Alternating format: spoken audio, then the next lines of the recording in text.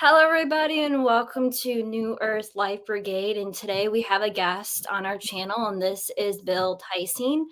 And he is here to share his knowledge about bubble tech. And the number one reason why I wanted Bill on our show is for people who are part of the targeting community, or if you guys know who are know individuals who are part of the targeting community, to please have them tune into this show because this technology could potentially change the lives of targeted individuals to order to help end targeting for targeted individuals with his technology. So he's here to explain about his technology. Now he can't actually say the name of some of the pieces that are part of his technology because it will shut down Arkheim's channel. So we will go ahead, and once we get to that part of the presentation, we will go ahead and post what the word is, but we cannot actually say it on the live stream.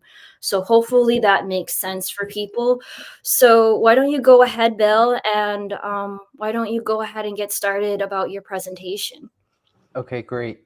Thanks, Audrey. Thanks, Arkheim, for having me on your show. This is great. And I just wanted to say something real quick. So Arkheim, at work, like there's this guy that I usually talk to about music. Like he likes heavy metal, and I listen to a little bit of heavy metal. And last month he's like, hey, Bill, what kind of new heavy metal have you been listening to? And I was like, actually, I've been listening to a lot of Britney Spears. So I just want to say I like your song that you wrote. I think it's great. Thank you. Yeah.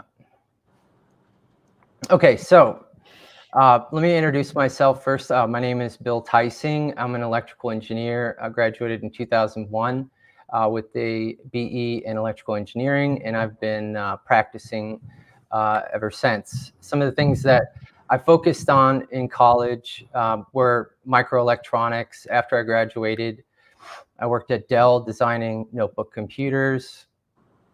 And then I got into high voltage, and I'm also really good with controls.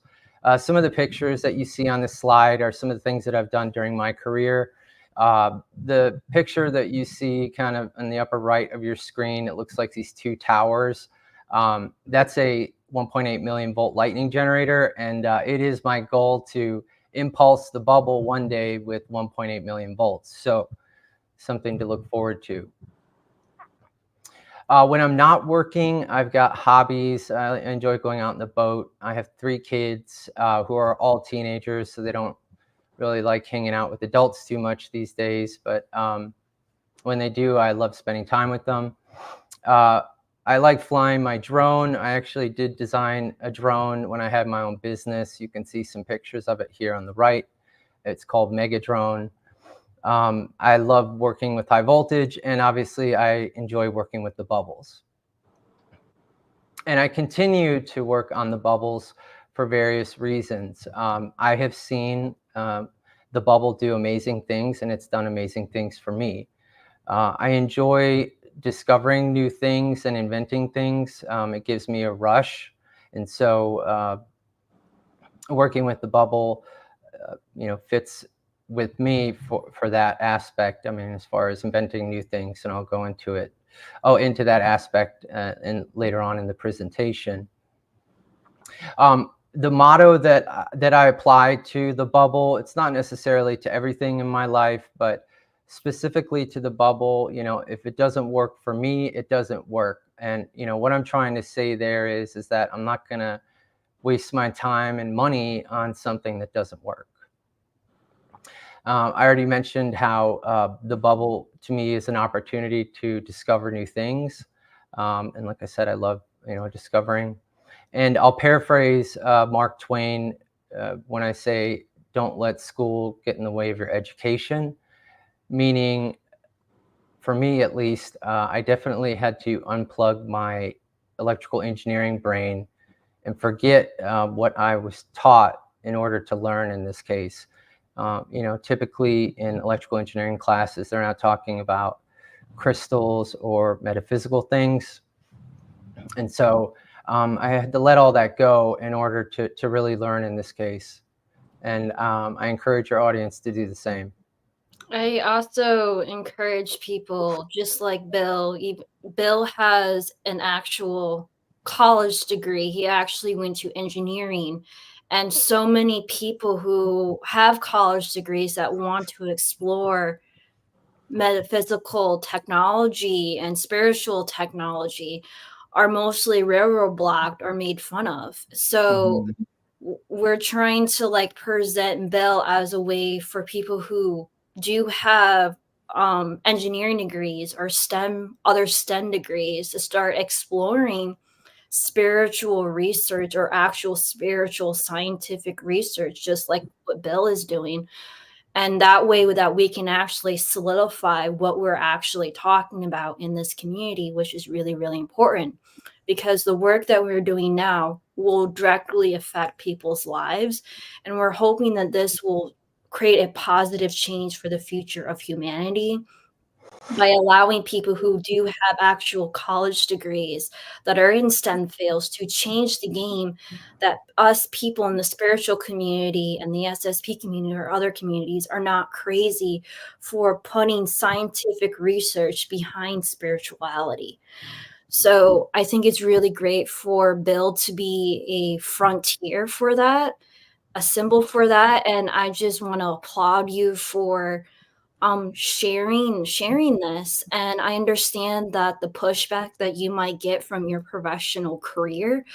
So I just want to say thank you so much for coming forward and allowing people who do have professional degrees to start exploring this aspect of this type of work. Thank you for saying that, Audrey. I mean, it means a lot to me. It really does. Because, I mean, essentially, like I mentioned before, I've been, working for the last 8 years in silence, at least amongst my colleagues and peers and the people who I interact with. Yeah, I mean, there's a lot of interaction on the Bubble Tech group page, but you're absolutely right. If you do have an engineering degree or you're interested in the sciences, following that path doesn't lead to, people getting into the metaphysical aspect of things unless they maybe have like an eye-opening experience, which actually, I did here. But if you find that you do want to, get involved in the metaphysical stuff as a technical person, that's something that you can keep to yourself. You don't have to share with your colleagues or your peers and face the potential of ridicule. You can keep it to yourself until you're comfortable with sharing, or find outlets on the internet that you can share with. For me at least, the first step was not caring, what people thought about me as far as what I was saying to them, especially when I was talking about the bubble. And that really helped me let go of any, kind of, I guess, desire to not have anyone think I was weird, because I just stopped caring if they thought. Yeah, I can relate to that. I think that anybody who's kind of had like a spiritual awakening can relate to that big time. I'm kind of curious, and forgive me if this is like too simple or like elementary or like broad of a question. But like, can you kind of explain like what like the bubble is? Like for people who are unfamiliar with it. Yeah, absolutely. Arkheim, we'll go into that in some That's part slides. of the We'll go into what it is and how to make it. So yeah, he'll go in a lot more detail about it. I also interviewed Bill on my channel. Yeah, perfect. Yeah. Okay. So, all right, you're going to hear, and also Arkheim and if you guys have any questions, during this, just feel free to interrupt. Okay. Anyway, so, okay, what is a bubble? You're going to hear me talk about this term bubble throughout this presentation. And a bubble is three things. A bubble, the first thing is your O piece, and we're just going to call it the O piece for now. And you'll see some pictures in subsequent slides of what your O piece looks like. The second thing is a violet ray, and it's a device that looks like this. It's got an electrode, you know, this thing slides out and there's different electrodes you can use with it.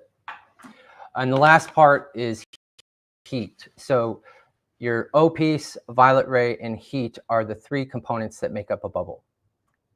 And we're also going to talk about, okay, some of the things that I use a bubble for. You know, I'm going to make this experience my personal experience. And so there's 4 things that I use the bubble for, Arkheim and Audrey. 1 is, you know, manifestation. 2 is protection. 3 is this thing which I call open source innovation. And this last topic is other.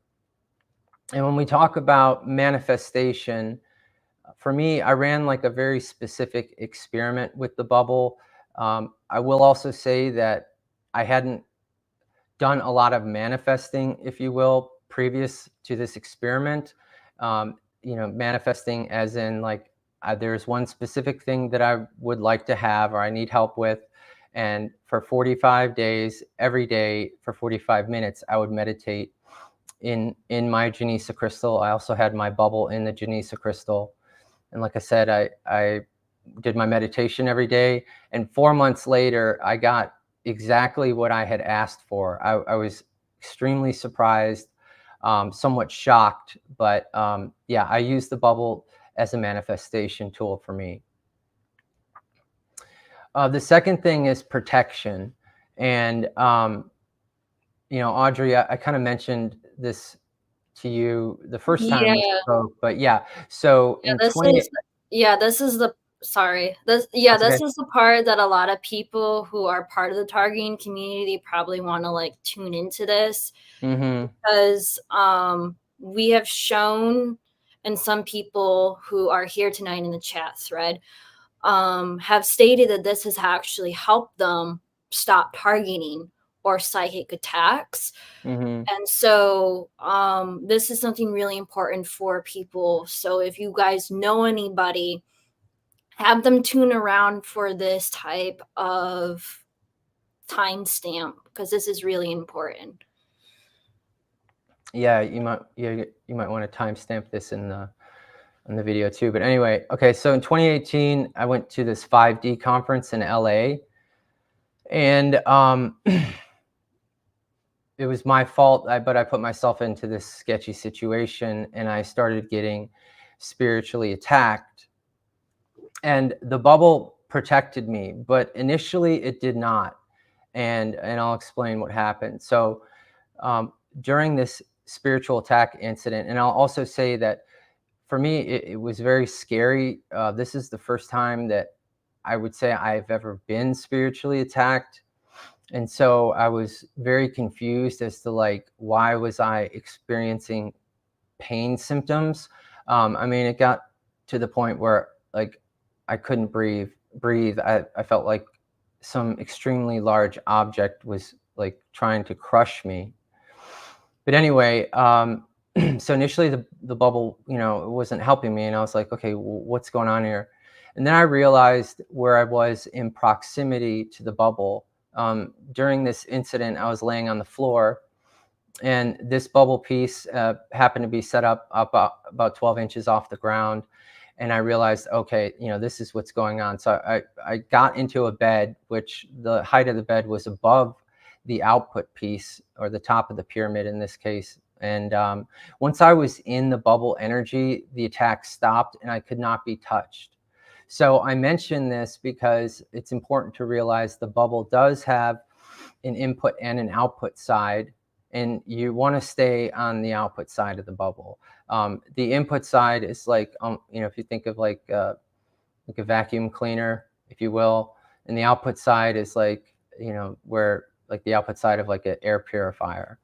And so in this particular instance, once I moved myself to the output side, you know, the attack stopped. So again, you know, we'll probably talk about protection multiple times during this presentation, but this is the reason why I'm here, you know, talking to you and your audience is to encourage folks to try building a bubble. If you find that your other methods of protecting aren't working, regardless of what you're going through, you might want to try to build a bubble, because from my experience, it helped me a lot, and it protected me during that particular situation.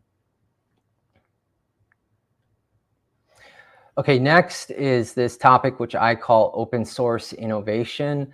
And as an electrical engineer, at least once a week, when I'm working through a difficult, maybe electrical engineering problem, I will ask the bubbles for help. I will be very specific and obviously express gratitude as well, but I will ask them for help. And what happens is I'm communicated with in the form of images. Like, these images start popping into my head. And I will say that before the bubble, my process of visualization was similar, but the time it would take to get an image in my head was much longer. Sometimes it would take 2 to 3 weeks, and they were somewhat sporadic. When I use the bubble for open source innovation, the images just start streaming in almost like a movie, and they come in effortlessly. So for me, it helps me come up with new ideas. Like I said, I love coming up with new ideas. I do have 5 patents in my name, and I continue to come up with new patent ideas, and the bubble helps me with that. So for those out there that enjoy inventing new things or discovering things, I mean, it can be even as simple as, like, I'll give you an example here. My son, when he was in grade school, had to come up with a project idea and for his science project, and literally I asked the bubble for help, and it gave me this idea for super bubbles, which was like mixing a little bit of borax with like that bubble liquid that if you want to blow bubbles, it's like that bubble soap, and it made these giant bubbles that wouldn't pop. So I encourage your audience to try to use it for open source innovation, as I do. It helps me a lot.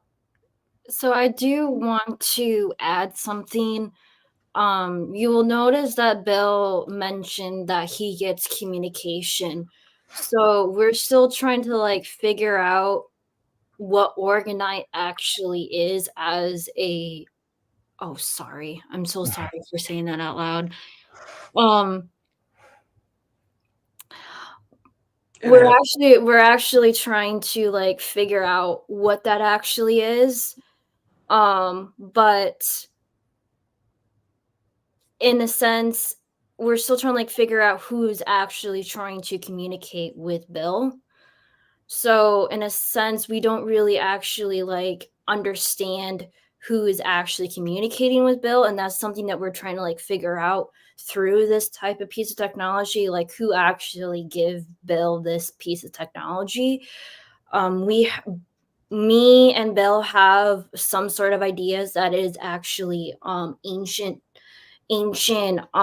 technology, like from the Targaryen Empire or Atlantis. There's also speculation that this technology came from the Galactic Federation. So we're still trying to like figure out like who that is. But as far as we know, the communication that comes from this type of device is positive, and it wants us to constantly build technology in a more positive way. And we have, I don't know if anybody else in the community has tried to use it other than production, like more as a weapon, and it has shut down. I don't know if that's the case, but as far as we know up to this point, this technology wants to communicate to its audience to build more positive and healing technology in order to help improve our lives. So I just thought I would go ahead and mention that. Yeah, thanks. That's a great point, Audrey. Specifically the point about, okay, who's communicating with me? But you mentioned, like, could you weaponize the bubble, or could it be used for bad deeds? Now, obviously, I have never explicitly tried to use the bubble for any type of negative activity or as a weapon. But I don't think it will work as a negative weapon. It's just not going to function like whoever is intending to use it in that way. It's not going to work for them. I would almost say that it's tantamount to what happens with the portals that, you know, you're talking about, Audrey, that you're, I don't know if it was your family, but, you know, they'll self-destruct kind of thing. The bubble's not going to self-destruct in this case if it's used for evil, but it is my belief that it cannot be used as an evil device or as a weapon. Which is a good thing. Yeah, I wouldn't be. That's a good thing. Yeah, if it, you know, yeah, well, I'll just leave it at that. I mean, I have not read anybody on the Bubble Tech group try to use it as a weapon, and you know, I don't think it'll work, and it shouldn't work, and I hope it doesn't work. So that's not why the bubble, you know, was developed, and that's not why the bubble is here. So, okay, well, let's talk about other next, and we're talking about what does the bubble do for me here, and in this particular case, it requires the person to be observant. You need to go outside. You need to look at the plant life. You need to look at the animal life. You need to look and see what's changing around your environment where the bubble is installed. You also need to look up in the sky and see the changes. It requires, like I said, to be observant. Before and after kind of change deal is what you want to be looking for. And you know, I mentioned before, I actually, when I travel, I bring the bubble with me, especially if there's something that I want to see up in the sky. So there's a picture you see in the upper left. I went to go see the eclipse with my kids in Illinois in April. And so I brought my portable bubble, and I ran it off an inverter that was, you know, connected to my car battery. So there's something outside that you want to see, and you want to make sure you have good visibility for it. I would suggest you bring your bubble with you. Okay, so any questions there, Audrey or Arkheim? You're doing great. You're making my job really easier, just explaining everything extremely eloquently. Okay. Yeah. I don't know if there's a way to like zoom into that or not, but clearly what the bubble technology does is that it can be also used as a cloud buster. So yeah. Yeah, I can talk about that next, because that's actually how I got interested in this technology in the first place. Was watching a YouTube video. Like, this YouTube video showed up in my stream of this guy. He was holding a O piece, and it had copper pipes coming out of it, and he was pointing it up at a cloud, and the cloud was disappearing. And I was like, okay, this is really trippy. I'm going to give this a shot and make my own. And so in July of 2016, I actually started making my own O pieces, if you will, my pyramids. I made 4 pyramids. And after I made them, I'll just say that I was thoroughly unimpressed. I'm not really sure, I guess, what I was expecting out of it. But overall, I was upset at myself because I felt like I had wasted time and money on making these pyramids. Not only did I make, you know, the pieces, but I also had to make the molds for the pieces. And so those pyramids sat outside on my patio table from July to December, just sitting there not doing anything. It was in December of 2016, actually on the 26th of December, where the first amazing thing happened with the bubble. And like I said, it was the 26th. You know, it's obviously winter. I lived up on a hill in Nashville, so it was really foggy that night. And I told myself, well, actually, so what happened was I was about to throw the pyramids away. And then I got an image in my head of a electric charcoal starter. It's like a, you know, you use it to get your charcoal started. You plug it in the wall. And I was shown an image of this charcoal starter under the bubble. And they were showing me, hey, we want you to heat up your piece, your O piece. And I was like, okay, all right, fine. You know, let's give this a shot. So I went outside and I set up the charcoal starter under the bubble piece. I put the bubble, like I elevated it slightly off of the heating element, because I didn't obviously want it to burn. I just wanted to get warm. And I said to myself, I'm going to go back inside and I'm going to come out in 30 minutes. And if nothing has changed, I'm throwing the pyramids away. So I went inside, came back out 30 minutes later. And what I saw is an example of what you see here on the left. I saw there was, obviously it was foggy, like I said before, but there was this sphere of area that was devoid of fog. It was like someone had taken an ice cream scooper and scooped out that section and got rid of the fog. So it really blew my mind that, or what I was looking at. Essentially, again, the picture on the left, what I actually saw in the sky was larger and higher up in the sky, but nonetheless, what you see there is what I saw. So that was the first eureka moment for me, as it pertains to the bubble. Was adding the heat. April of 2017 is when the violet ray was added. So on that particular day in April, I was not intending to work on the bubble at all.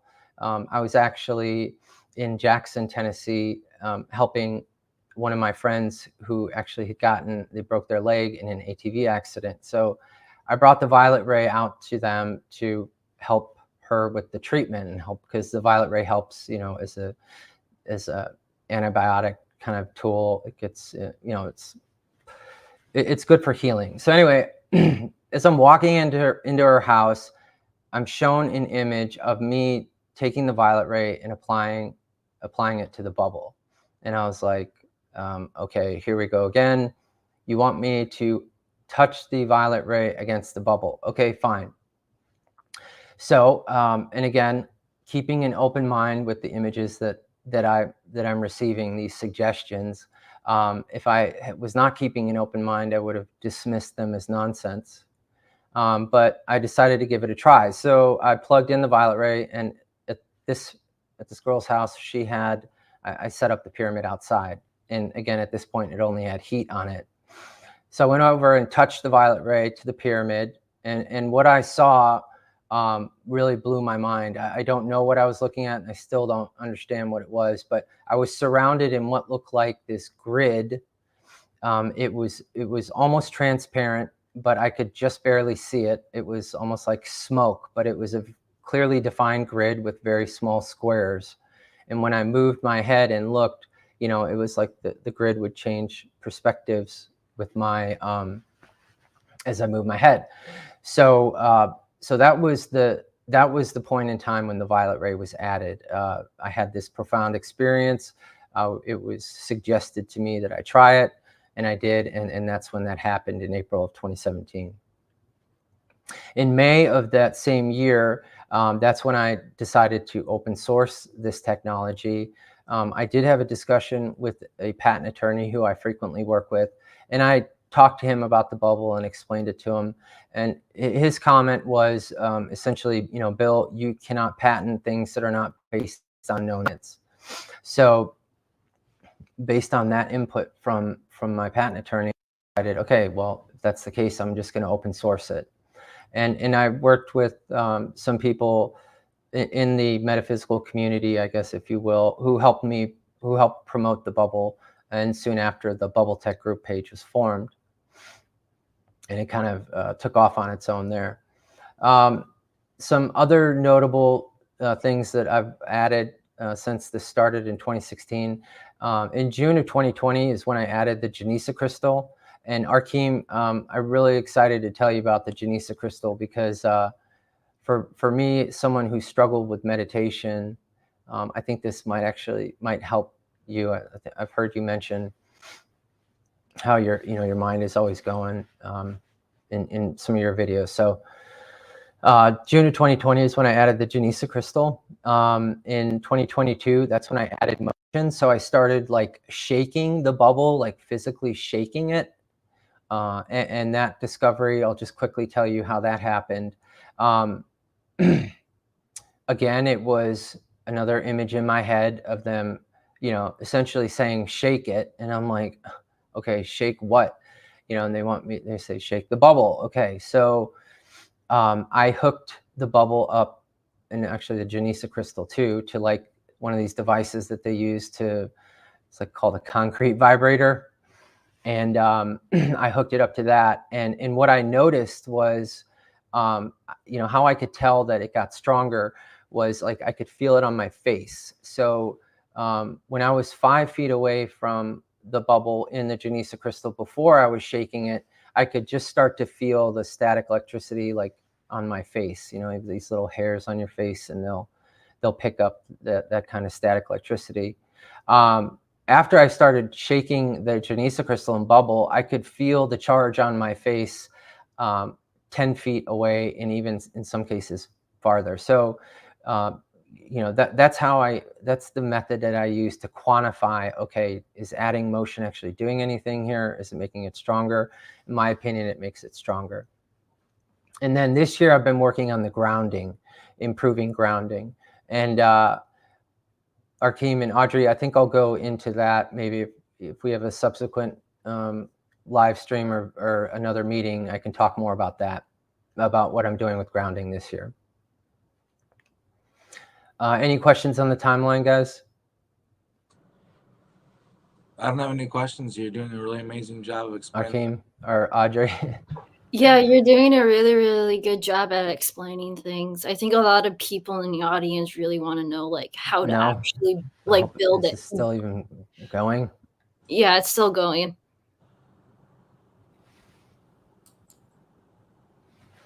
Okay. Sorry, my speaker went off. Can you guys hear me okay? Still? Yeah. Mm-hmm. Do you have any more to present, or is that the whole presentation? Can you hear us, Bill? Okay, I don't think you can hear us. Can you hear us at all? Uh-oh. We've been talking. Uh-oh. Bill? Can you, okay, you can't hear me? I can hear, we can hear Hold on you. a second. You can't hear us.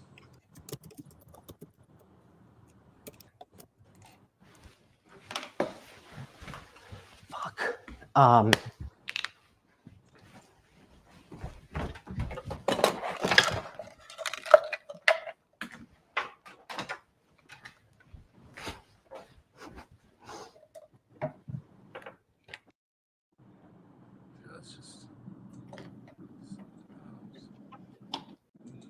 Hopefully you can get it fixed. Yeah. Okay. Can you hear Can you us? hear us? Yeah, now I can. I'm sorry. Yay! We finally got it to work. My speaker just shut off on its own, so I apologize about that. Okay, let me It's go back. okay. We always get to present interference here. on this show. Okay, hold on. Okay. Can you get it, everything okay now? Great. All right. Yeah. Everything's All right. good. So, sorry. All right, we'll talk now about, well, actually, because I didn't hear you before, did you guys have any questions about the timeline? No, you've done an excellent job. You've been doing a really good job at explaining things. I think from the audience standpoint, they want to know how to actually build this thing. Gotcha.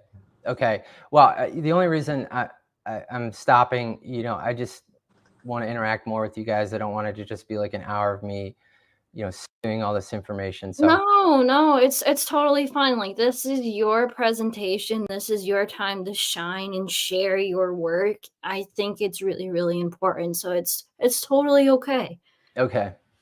All right. So before we talk about how to build a bubble, I just want to answer this question about, okay, how does the bubble work? And Audrey, you know, we talked about it on the Rumble channel, but I'll summarize this in a really short answer. I do not know how the bubble works. 8 years after the initial discovery, excuse me, I still don't know how it works. And I haven't been focused on that. What I'm focused more on is what can the bubble do? And, eventually someone who will come along who's smarter than me and will figure it out, and will probably write a book about how the bubble works. Maybe that will be me. Maybe it will be someone else. Maybe someone already knows how the bubble works in the bubble tech community, and I just haven't read their post. I don't know. But as far as our discussion that we're having here, I still don't know how it works. And that doesn't really stop me from doing anything with the bubble, or, as far as any new innovations that I'm creating with the bubble. And I want to mention, my process of visualization here. Like, I talk about receiving images in my head, and that's what's going on. I'm shown an image about what to do next, and it's up to me whether or not I want to pursue it. I don't hear things. They communicate with me in the form of images. So I just wanted to clarify that. And I also say that, yes, it is important to understand how the bubble works, because with that understanding, we can find out what more things the bubble can do. But for at least for me right now, I haven't been too hyper-focused on that. Okay, so next let's talk about how to make a bubble. And what you see here in this picture are some of the ingredients that are used to go into making your O piece, okay? There's an O kit, and the contents of the O kit that you can get on Etsy or eBay, you see here in these plastic bags. There's like copper shavings, brass shavings, gold leaf, silver leaf, etc. So we're going to look at the build components in the ingredients list. One last thing here, you'll see there's some real salt on the table here and diatomaceous earth. Yes, I do put real salt and diatomaceous earth in my bubble pieces that I make. The real salt suggestion came from William Jensen, another one of my mentors, and he's actually the one who taught me about the violet ray. So that's real salt, in case anyone was wondering. Okay, so the build components for your bubble, there's 5 primary components, if you will. We'll start off with your mold, or essentially what kind of shape do you want to make. Now I'm partial to pyramids, not really sure why, but I like making pyramid shapes, and I actually like sticking copper pipes out the top too. Even though you don't see any pyramids with copper pipes coming out the top, I don't really care. I like how it looks. So you're going to need your mold, and that's about $15. You can get that off of eBay or Etsy. The second thing you're going to need is your O kit. And we saw an image of that in the previous slide. It's got these different components in it. It also has crystals. It's got little coils of wire. Some even have tensor rings in them. So, and you can also make your own O kit too. The only reason that I don't is really just because of convenience. But what I've noticed recently is that the price of these O kits, at least on eBay, keeps going up. And so that kind of sucks. But again, if you want, you can make your own kit. But if you buy one off eBay, it's about $70.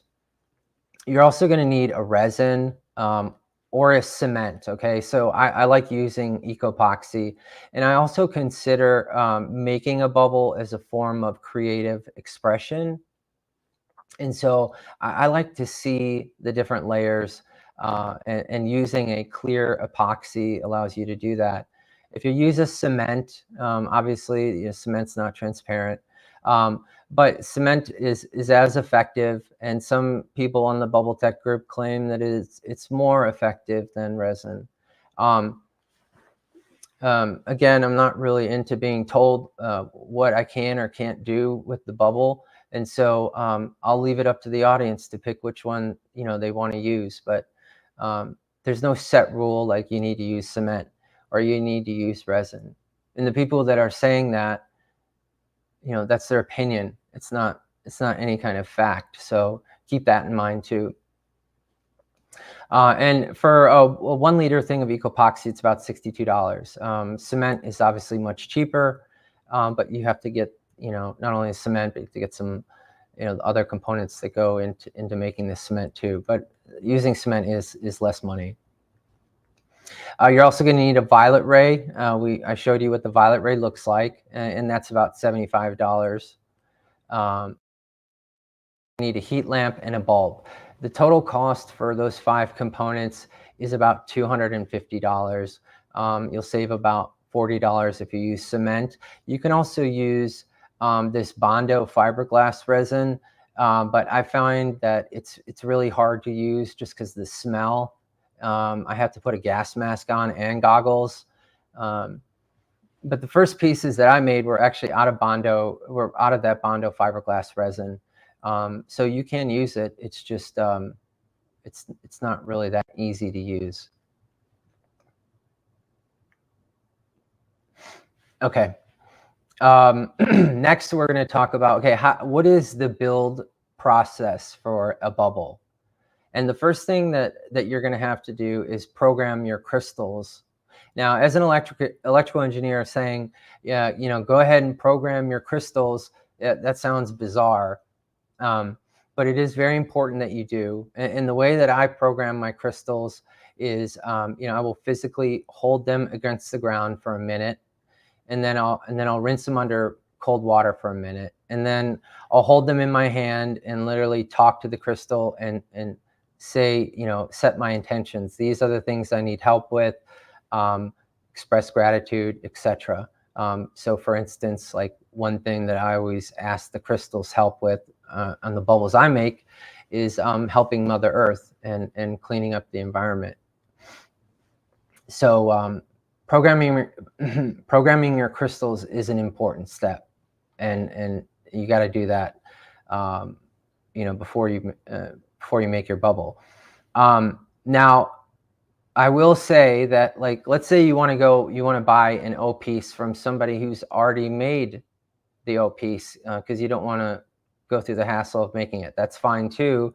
I think it's perfectly acceptable to take a crystal and program it and then, glue it to the O piece that you bought that someone else made.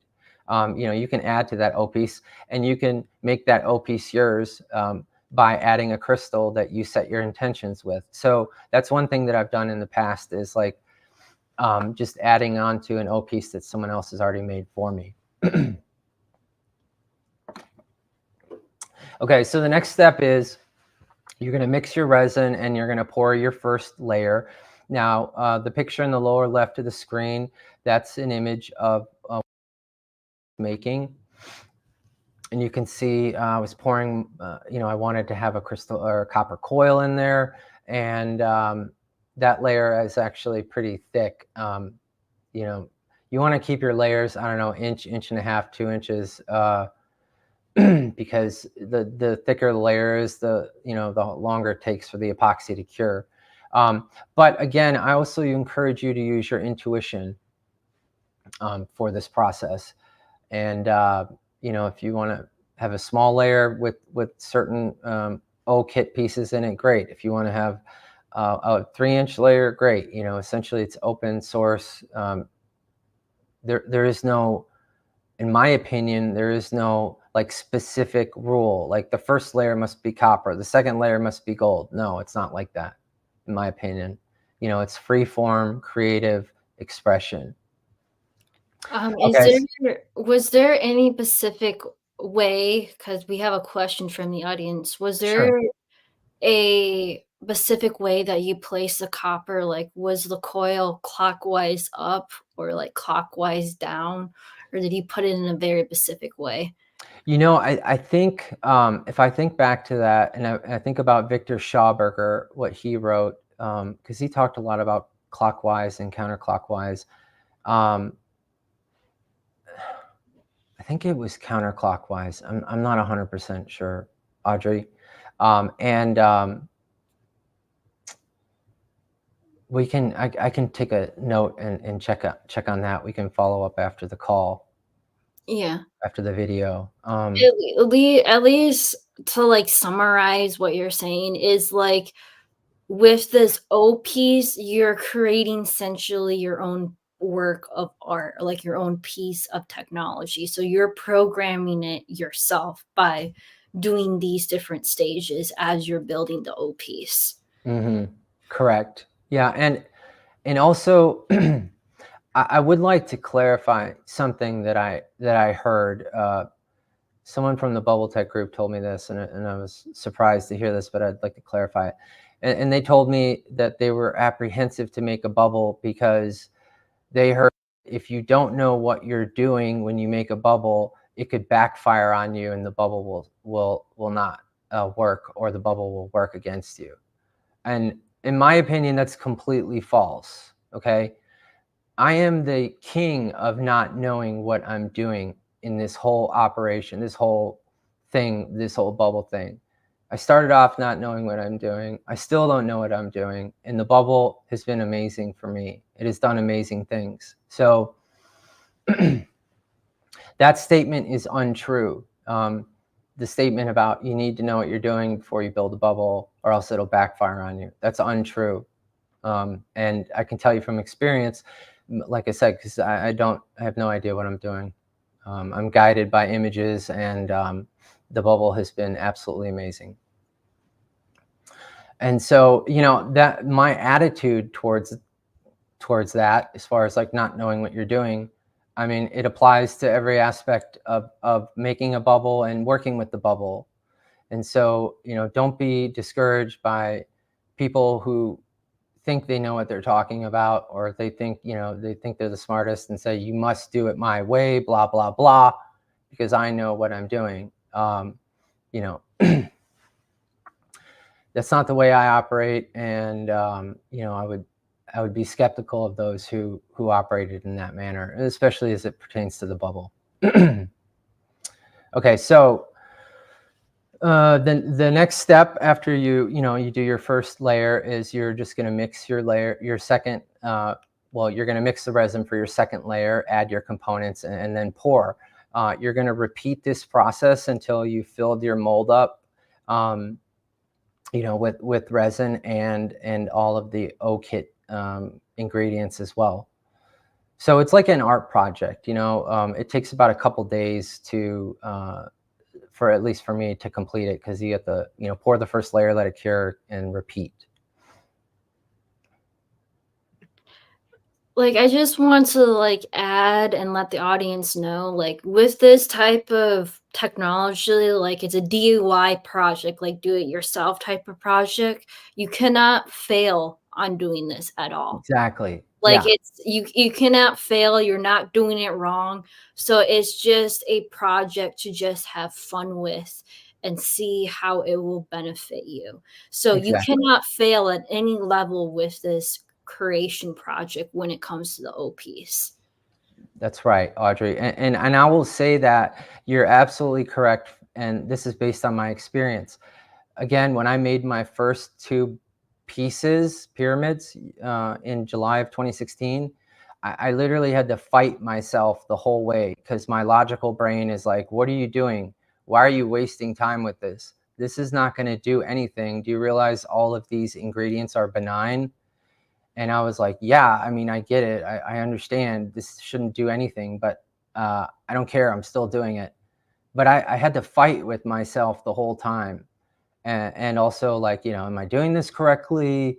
Is this layer correct? You know, is the copper pipe position? And then at some point, I just got to the point where I was like, screw it. I'm just going to do it like I want, and we'll see if it works. And, you know, that's the attitude that I had in 2016. That's the attitude I still have today. And so, you know, that's the attitude I would encourage people who are interested in trying this to have. Because, yeah, for me, the hardest part was just starting and getting one made. And so I've heard people echo a similar sentiment on the Bubble Tech group page. And, you know, there's resources there to help get you started, or, you know, encourage you. So, yeah, like Audrey said, you know, have fun with it. It's really, you can't make a bubble incorrectly. Okay, so now we're going to talk about the Genesa crystal. And the Genesa crystal is amazing because it does two things. One, it amplifies the bubble output, and two, it quiets the mind in support of meditation. And Arkheim, was I wrong or was I off when I thought you had mentioned something about like you had a hard time sometimes with meditating or quieting your mind? Yeah. Mm-hmm. Yeah? That's correct. Okay. Well, I have a similar issue, if you will, and I've never been able to formally meditate until I started sitting in a Genesa crystal. And before I sat in a Genesa crystal, I could maybe attempt to meditate for 1, maybe 2 minutes before my mind would get all,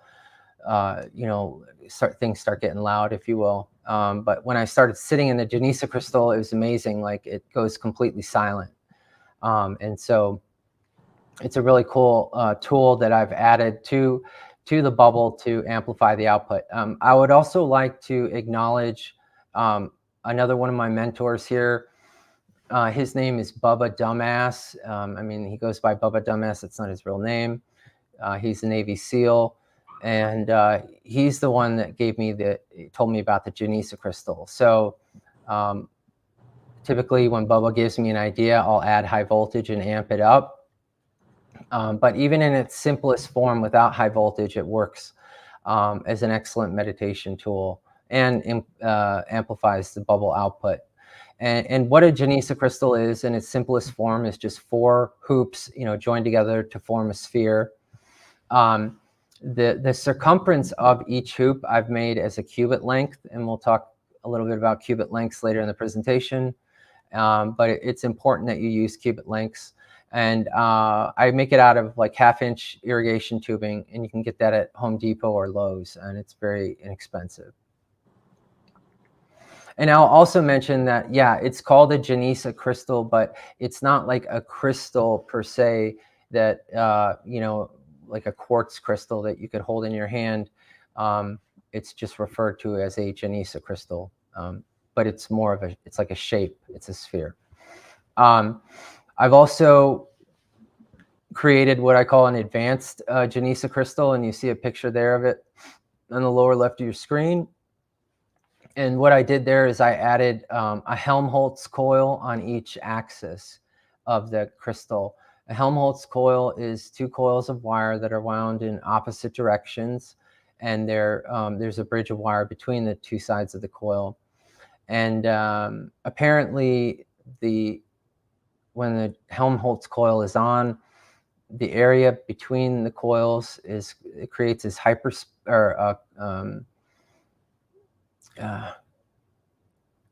can't remember the term, not hyperspace, but yeah. So I don't know how the Helmholtz coil works, but this is the arrangement that I exclusively use in my house when I meditate, or when I just have the bubble counter space. That's what I meant.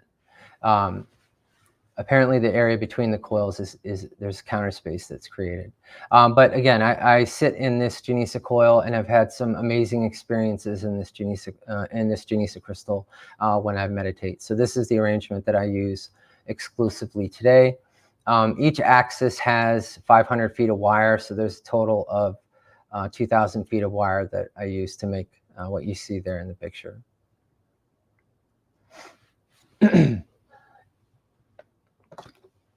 Okay, so let's talk about some R&D that I've been doing, Audrey and Arkheim. Specifically, like what I've tried to do recently is actually find a way to see the bubble energy, the energy that's coming off the bubble. And there's 2 methods that I've been trying. The first method is called Schlieren imaging. And that's the type of imaging system they use when they want to see like the shock wave come off a bullet, or like off a speeding jet, or like the heat coming off of a hot plate. They use Schlieren imaging. And I've also been using a FLIR camera I have. FLIR means forward-looking infrared.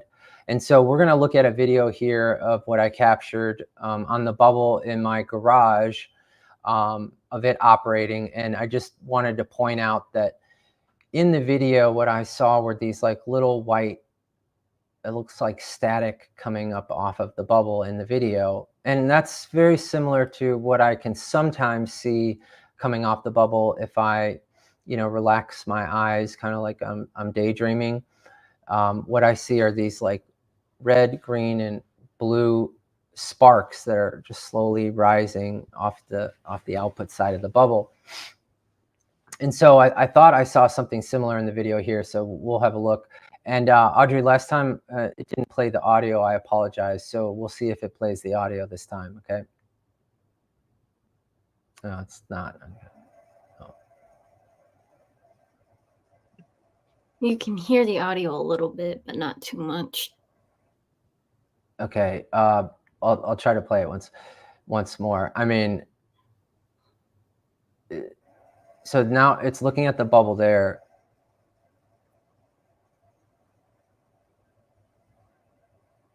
And then there's this like white static coming off the top.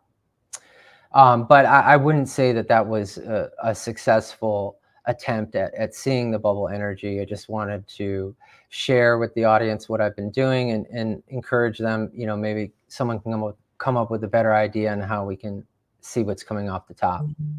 And some people can naturally see the energy. And actually, I would like to say the reason why it's called a bubble is because the people who can see this type of energy actually report seeing like a bubble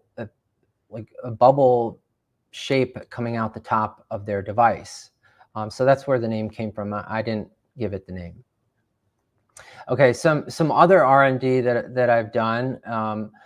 It's called, we'll just call it putting a bubble under your bed. And I personally have experienced a physiological response when I put the bubble under my bed with the setup that I use in my house. This response is consistent and reproducible. And I've also had 2 other people corroborate this physical response, and they reported essentially the same thing that I reported. Now, what that thing is, I'm not going to ruin the surprise for your audience, for those who actually want to try it. But yeah, like something definitely happens when you sleep on top of a bubble. What you see on the left side of the screen here is this picture of my house. My room is on the corner of the house there, and there's crawl space under the house, accessible with that little gray door. And in my crawl space, I have my bubble set up there. You can see I've got a pine cone piece that I made, and I've got the violet ray hooked up to it and the heat lamp on it.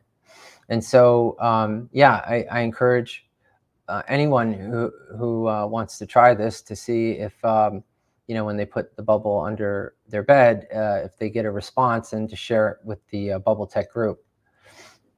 But I would also like to mention, Audrey and Arkheim, how I discovered this, putting a bubble under your bed, because, most people wouldn't do that as far as experimenting, at least in my opinion. That sounds pretty strange.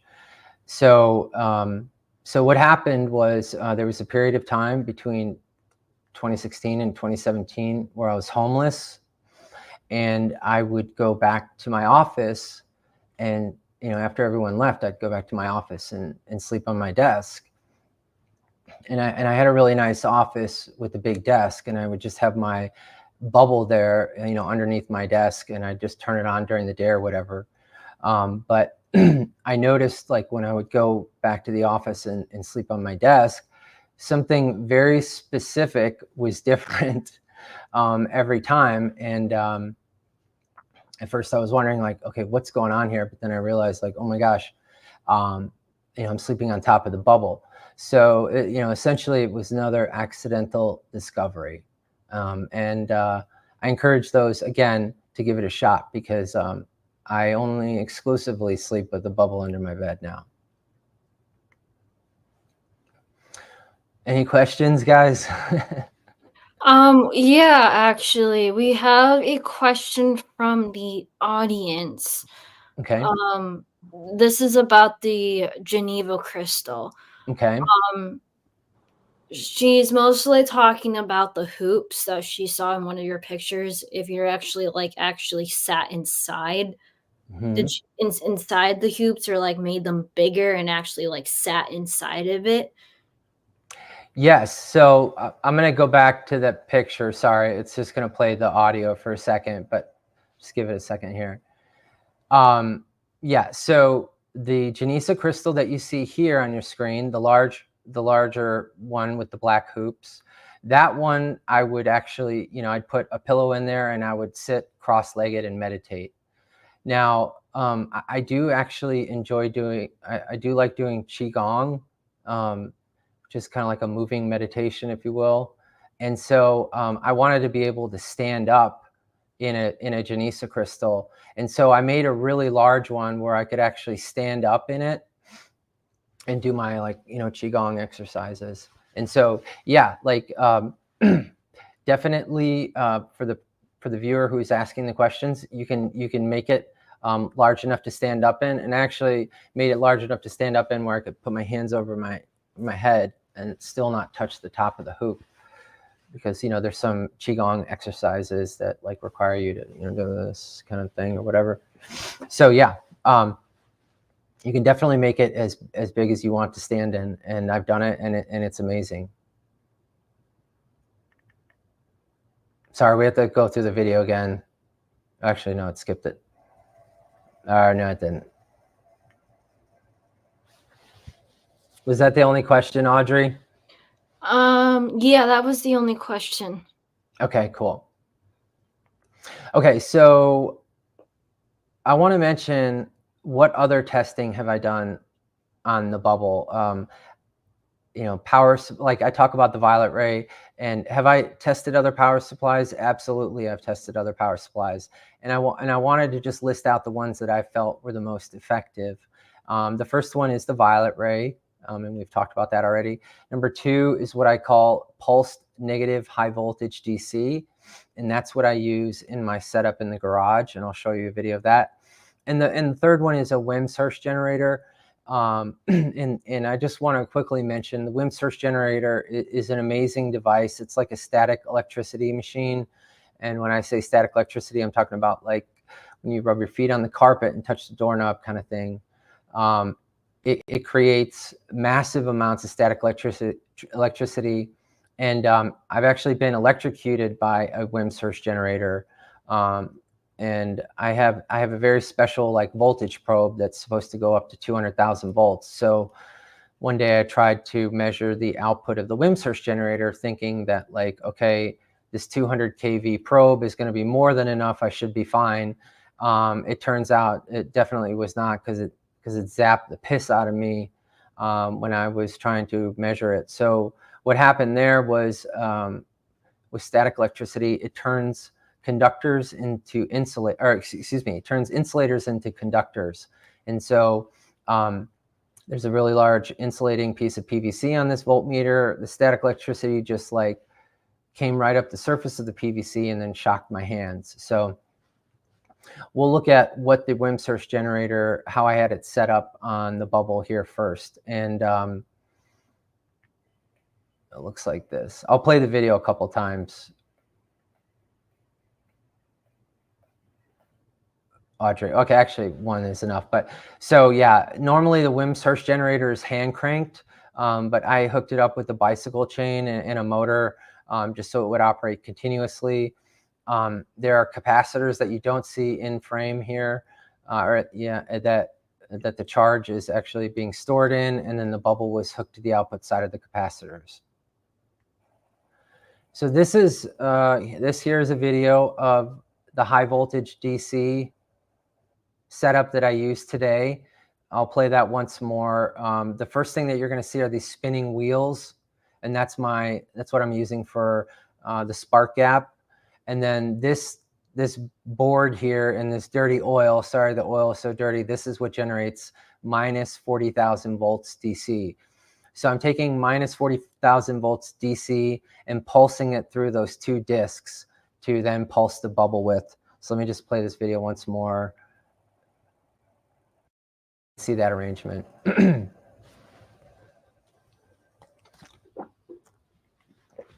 Again, the violet ray is more than sufficient to use for the bubble, in my opinion.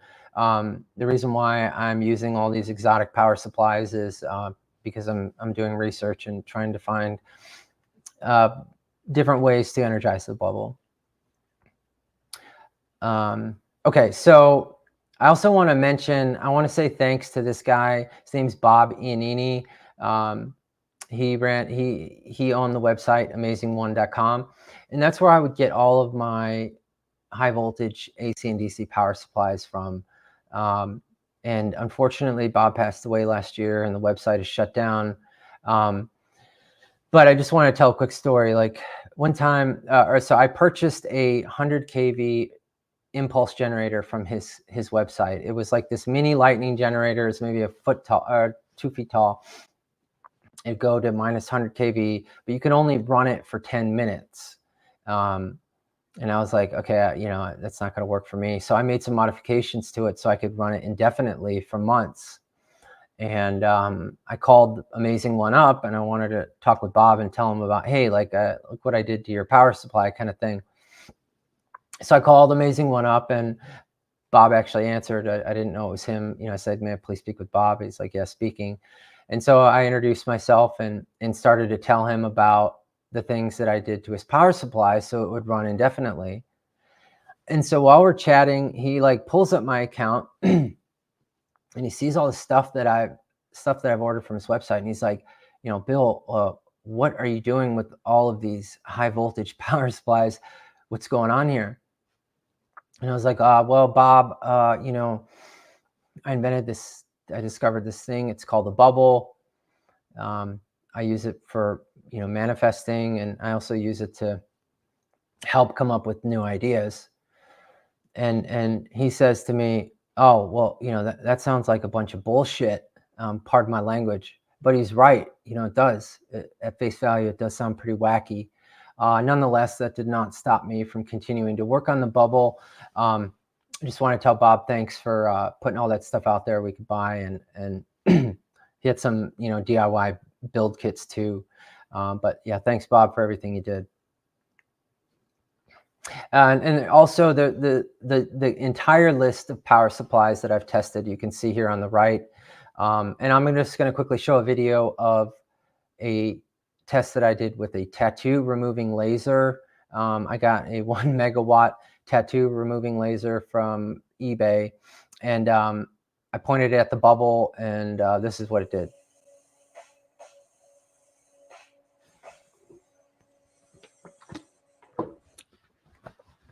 Okay, so essentially what did it do? I mean, not anything more than the violet ray did. So again, use the violet ray. It's the cheapest and one of the most effective high voltage power supplies you can use for the bubble.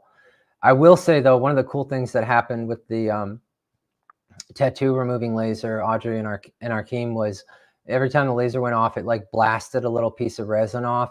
And I would change the height at which the laser was pointed at the bubble every week. And I ran it for about a month. So after about a month, there was like these 4 perfectly etched out rings in a, you know, in a pyramid shape. So I just thought that was pretty neat.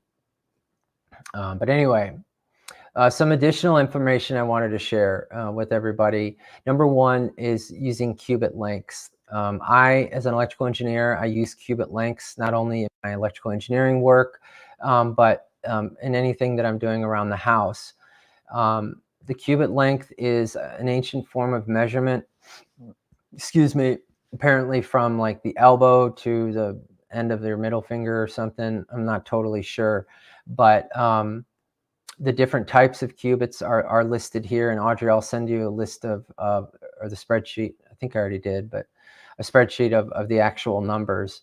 And the reason, and I'll give you an example of why I use qubit lengths. So one time I was making a tensor ring, and a tensor ring is like 2 pieces of copper wire twisted together, and then you bring the ends together to make a bracelet or a ring.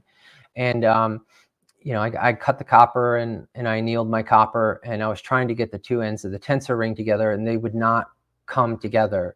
Like I could not get them to stay, you know, in proximity to one another before I had to do the brazing. Brazing is like high temperature soldering. So I was like, okay, what is going on here? I was like scratching my head.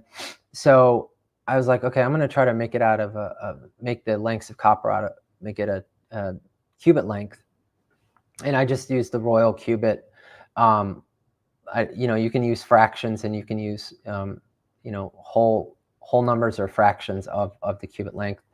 And once I made it in the cubit length, it was amazing. Like the two pieces of the bracelet, stuck together without me even having to hold them there. And then I was easily able to braze. So I really encourage the use of cubit lengths. There's something going on there that I don't understand, but the length, it seems to be important.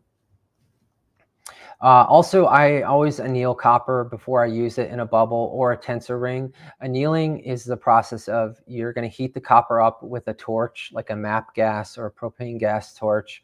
You're going to get it red hot, and then you're going to quench it in water. And what you see is, like, on the surface of the copper, it builds up this like iridescent sheen, which is somewhat of a semiconductor. If you can get it to be, if you see this sheen as like a reddish color, that's even better. I found quenching the copper in borax, or water that's got borax in it, actually, I guess it makes it cleaner. It makes the annealing look cleaner, where you don't have the black and the red. It's just all red. So anneal your copper before you use it in your bubble or on your tensor rings. And then I also talked about this Nikola Tesla electrostatic power supply that I've been doing research on here at home. But I'm not going to talk about that during this presentation. But I will say one thing, Arkheim, that I thought was really interesting that you said on one of your YouTube videos. You talked about how in this one planet they had, I guess they were using, I'm not sure if they were using the Nikola Tesla type of system, but you said that the more, there was like a limit of how much energy they could draw out of the ground. Do you know what I'm talking about? Yes. Yeah. And I was shocked to hear that, because I was thinking, even before you said that, with Tesla's thing, his whole concept was there's an immense amount of static electricity under the surface of the Earth. Essentially, it's like an unlimited supply. And I started thinking about, okay, where's that supply coming from? And then I was like, what happens if too many people start using it? So I thought it was really interesting how you mentioned that, because it sounds like they did run into some sort of issue with that type of power system in another area that you had experienced. But Audrey, we won't talk about that here. Maybe in the next show. And also, okay, so the Bubble Tech Facebook group. This is an amazing group that started up after the bubble was disclosed open source. There's over 7,000 members. And like I said last time, and I've actually been getting on here more recently since we did our last interview, Audrey. But it does get like somewhat overwhelming for me to just look at everything on there. I love to see how it's blossomed and kind of taken off on its own. And it's a great resource for those that are interested in making a bubble, have questions, want to show their pictures of their build, etc. And here's a couple examples of posts from the Bubble Tech page. And I will say that there are multiple pages on Facebook. There's like a Bubble Tech manifestation devices page, at least 2 Bubble Tech pages. Maybe there's more, but so yeah, like go out and check them out, and see if you're interested in joining.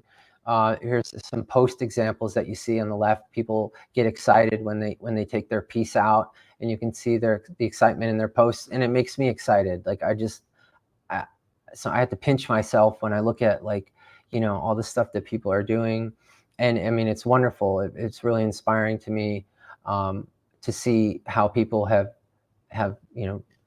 taken that first step and tried to make their own bubble, and people are having positive experiences with it. I don't think anyone would be making a bubble if it didn't do anything for them, and if there weren't people saying, hey, like, it's helped me with this, it's helped me with this, or I use it for this. Like, that's the forum where people exchange ideas, and exchange their successes and talk about things they need help with the bubble. So it's a great resource. I encourage people to go out and check it out. And I also have some thank yous I'd like to say. Source, obviously, like to thank the bubbles. And I also want to mention, Wilhelm Reich. I'm not going to go into specifics of what he was persecuted for obvious reasons, but he's the first one that he is the first one to mention the O word in his literature. And, he's persecuted for it, not just the O word, but multiple things that he did. And he's put in prison. So he took a stand, and I want to thank him for doing that.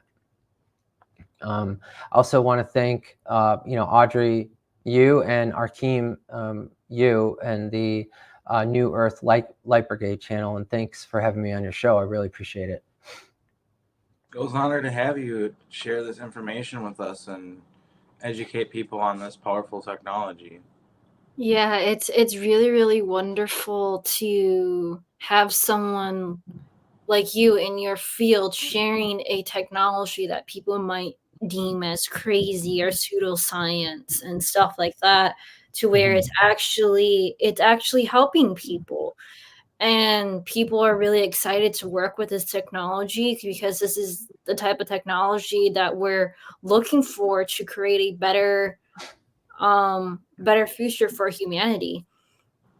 For the audience that is tuning in, if you guys have any questions for Bill, now is time to ask them in the chat thread for Bill to answer. Bill, we do have a comment from one of our viewers. This type of comment comes from Tennessee, Kentucky Bigfoot. Okay. And it says that my son checked, and the source of the information you're getting is from a collaboration of gold beans, pure Gaia reading. So that's something that you might be able to confirm, or if you have more contact with the OPs, to see if you're actually contacting with gold beans that are from Middle Earth, or gold beans from the Galactic Federation. So that'd be something interesting for you to research, to figure out who you're actually Wow. That just gave me goosebumps hearing that. Did you say old beings from inner Earth? Gold beans per Gaia, meaning from inner Earth. Yeah. Wow. Yeah. That really resonates for me with me for some reason, and it gave me goosebumps. Thank you, whoever wrote that, for sharing. I really appreciate it. I could talk. You mentioned inner Earth, I did a painting of, you see on this page here, of something that we don't need to go into here right now, but it has to do with inner Earth. So that's great. Thanks for sharing. Yeah. And I also wanted to say that, I guess, just to tell your audience a little bit more about me. I was raised Catholic. I went to Catholic grade school. I don't really go to church now because I find that as my relationship with Source gets stronger, I get farther from the church. Now, I'm not disparaging anyone that does go to church. It's great for fellowship and all that. But for me, at least, with my relationship with Source, God, I call Source, I find it better to worship, in private, directly with it, as opposed to being in a church. But I mention that because, I talk about, okay, I asked the bubble for help, and I asked the bubble for protection, and blah, blah, blah. Why aren't you asking God for that? And I do. I do ask God, or a Source, for the same things that I asked the bubble with. So, the bubble is not like a replacement for your religion. It's just a tool. In my opinion, it's a tool that Source has provided to us to use down here to get through, this experience on Earth, which isn't always the easiest. So, I just want to clarify that I do believe in God. I have a relationship with Source, and you know, I still use the bubble, you know, but the bubble is not a replacement for whatever you believe in. Just wanted to say that. So my contact information is here. You can contact me over email, and obviously I'm on Facebook, and you know, you can ask questions, send me a friend request, whatever. I'd love to chat about the bubble and help you out any way that I can. Well, thank you so much for coming on our show. We really appreciate you sharing this powerful technology with everybody and giving people the opportunity to build their own and try it out. And hopefully, the more people have this, the more we can transform the world. If we're able to amplify our manifestation capabilities and focus it on things like you said, like healing the earth and things like that, I think that's a very palpable, powerful thing, and it definitely relates to kind of the ethos of this show that we have, Audrey and I, which is we want to provide people the tools and resources to build a new Earth. Like, it's not really about like some sort of external source or leader coming in and building a better world. We kind of all play a part, and I think that, Exactly. yeah, I think with this technology, by people utilizing it in their own lives and applying it to the world at large, I think the more people that do it, the better. So, thank you so much for providing this information and sharing this with us. Yeah, absolutely, Arkheim and Audrey. And I'll just say one last thing. You know, Audrey, you did mention last time we spoke, you know, you mentioned altars and how would this technology impact altars? And you and Arkheim have an opportunity to answer that question. I think it's important that that question is answered. So whenever you guys are ready, I know, Audrey, I've asked you if you want me to send you a bubble. You seem somewhat apprehensive, but Arkheim, Yeah, like you. I'm totally fine. I'm kind of interested in testing this out myself. Yeah. Yeah, I'd love to And have. stuff. Yeah. Would you be willing, But if I I sent you both a bubble, would you be willing to give me your, you know, provide feedback, try it out and give feedback? Yes. Oh yeah, oh yeah. Absolutely. I especially am interested about how the old piece will affect our king because our Yeah. king has altars. So we don't Mm-hmm. really know how it's going to affect people who have altars. Yep. So I thought it would be really good, but also to warn our king, like if you're going to get this technology, just be prepared Yeah, for. it'll be fine. It's just I a think it'll be tool. fine. Yeah, it's Yeah. just a tool to use. I don't think it'll open up anything that I can't handle. So Yeah. I have a feeling that you both will have positive experiences with it, and we'll be able to share new insights with your audience and the Bubble Tech audience about what you've discovered. Yeah. Yeah, I want to say thank you. I'm really interested in getting this piece of technology and sharing it with our community. For people who are part of the targeting community that are interested in getting this technology, please reach out to Bill or the Yeah. Bubble Tech community. And we really want to see, can this technology really help people in the targeting community? Because we will love to give that feedback and how to better improve this technology or to help people in the targeting community or spiritual attack community or people who are spiritually attacked or psychically attacked, to see, can this actually help fix and solve the problem, and protecting visuals and giving that feedback will help improve this technology over time to help more and more individuals that are going through that issue as well. Yeah, and one last thing I want to say, Arkheim and Audrey, like my heart goes out to the SSB community for what you guys deal with, have dealt with, and continue to deal with.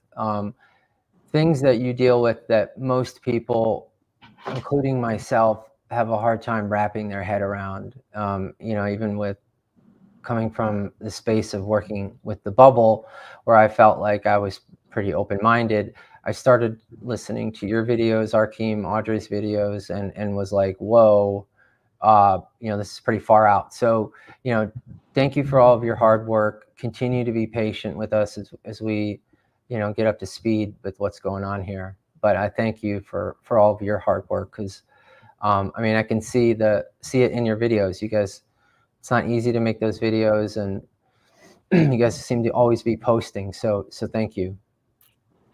Thank you for educating us about what's going on. We appreciate it. Yeah. Well, it's all about just everybody playing their part. You play a part with your technology, and we play a part with what we're doing, trying to educate people on the reality of these, secret space programs and breakaway colonies and things like that. Yeah. But yeah, it's all just about we're all just here to bring everybody up to speed. That's all so you play a part, we play a part, and yeah, it was an honor to have you on the show. Really, it was great. Cool, guys. Well, thank you for having me. Yeah, thank you so much for showing up. Thank you so much for sharing this information. I think it's going to be really wonderful for people and bringing a better future for humanity. So thank you so much for creating this technology, sharing it, and basically exploring it. So thank you so much for doing that. I really appreciate it. Yeah.